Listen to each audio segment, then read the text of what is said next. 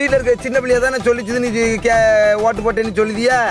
வீட்டில் இருக்க சின்ன பிள்ளையில ஃபுல்லாக வீட்டில் கஞ்சி ஊற்றாத 2000 ரூபா வந்த பிறகு தானே ஊற்றுவேன்னு சொல்லு. ஆமாம் ஆமாம் சொல்லு. நான் என்னவேன் நம்ம விஜயன் தான் அதுக்கு நடவடிக்கை எடுக்கணும். மாதம் மாதம் பெண்களுக்கு பேங்க் அக்கௌண்ட்ல 1000 ரூபா அரசாங்கத்துல இருந்து போடுவாங்க பத்தியலா பேங்க் அக்கௌண்ட்ல.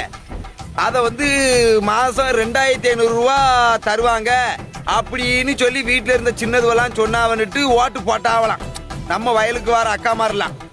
இப்போ என்னன்னு தெரியலையா, இப்போ 2-3 மாசமா 1000 ரூபா தான் போடுதாங்களாம். எப்போ 2500 ரூபா போடுவாவன்னு என்கிட்ட கேட்காத, எனக்கு என்ன தெரியும்? என்னமோ கையை பிடிச்சி நான் கூட்டிட்டு போய் ஓட்ட போடுங்க அப்படின்னு சொன்ன மாதிரி. என்ன இந்த 2500 ரூபா தருவான்னு சொன்னதுக்கு தான் ஓட்டு போட்டியலோ? எதுக்கு அந்த 1000 ரூபா வச்சு குடும்பம் நடத்த முடியலையோ? என்ன கஷ்டம்? 2500 ரூபா அண்ணனை போட்டு விட சொல்லணுமா? எந்த அண்ணன்? விஜய் அண்ணன். இப்ப நீ ஓட்டு நீயா நீங்களா போட்டியலா இல்லன்னா எதுவும் சொல்லி போட்டியலா? பிள்ளைகள் சொல்லிச்சுவா, நாங்களும் நினைஞ்சோம் விஜய் அண்ணன் வரட்டும் அப்படின்ட்டு போட்டோம்.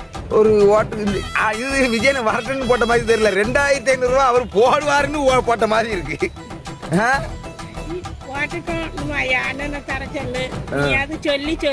என்னமோ என் பாக்கெட்ல ரூபா வச்சிருக்க மாதிரி 2500 ரூபா கையில தூக்கி கொடுக்க மாதிரி தான் சொல்லுது. நான் 300 ரூபா சம்பளம் கொடுக்க நான் படுத்த பாடு எனக்கு தான் தெரியும். இது 2000 ரூபா என்கிட்ட கேட்காத. நான் எங்க உங்கள்ட்ட யாரு தாருங்கனாலும் அந்த ஆள்கிட்ட போங்க. வீட்டில் இருக்க சின்ன பிள்ளைய தானே சொல்லிச்சுது நீ ஓட்டு போட்டேன்னு சொல்லுதியா? வீட்டில் இருக்க சின்ன பிள்ளையில ஃபுல்லாக வீட்டில் கஞ்சி ஊற்றாத 2000 ரூபா வந்த பிறகு தானே ஊற்றுவேன்னு சொல்லு. ஆமாம் ஆமாம் சொல்லு. நான் என்னவேன் நம்ம விஜயன் தான் அதுக்கு நடவடிக்கை எடுக்கணும்.